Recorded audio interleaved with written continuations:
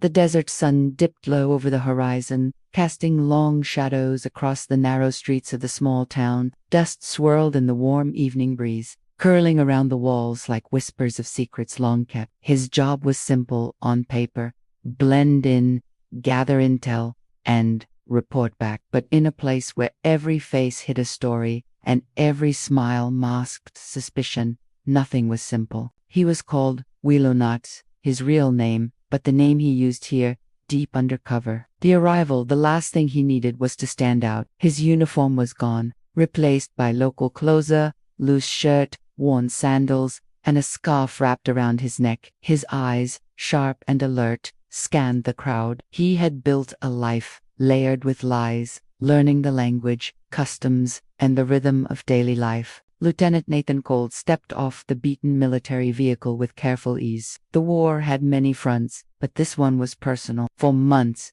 he had lived among the people of Al Rahim, a town straddling the line between peace and chaos. But there was one thing he hadn't planned on. Leila sold wildflowers at the market, her hands stained with earth, her smile warm enough to melt the desert heat.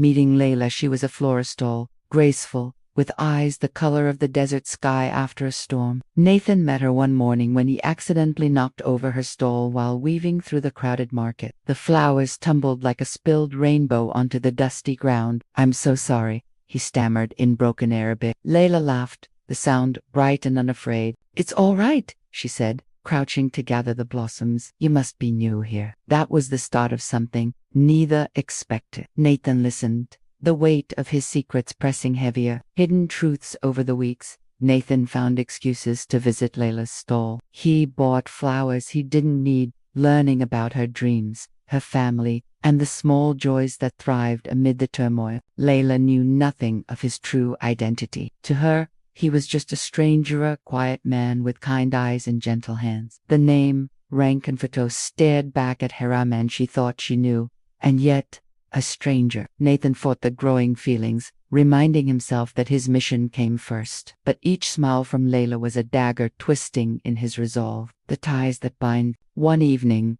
under a sky spilled with stars, Nathan and Leila sat on the rooftop of her family home, sharing tea and stories. She spoke of her childhood of laughter among olive trees and nights filled with song. "I want to believe there's peace for us someday," Leila whispered. He reached for her hand, hesitating. "Me too. And now it's too late." But secrets have a way of unraveling. The intel he had risked everything to gather led to a decisive operation that would change the tide of the conflict. The revelation, it came suddenly. Leila found the discarded military ID while helping Nathan clean his small apartment. Her heart shattered. She confronted Nathan beneath the olive tree where they had first met. "Why didn't you tell me who you really are?" she demanded, tears glistening. The scent was faint, but it grounded him. "I wanted to protect you," he said, voice heavy with guilt. "I couldn't risk it." "You lied," she whispered, stepping back. The last mission gunfire echoed through the valleys. Nathan's squad was pinned down. Nathan's orders came through. He begged Leila to leave with him, to escape the war and the lies, but she refused. "I have my roots here," she said.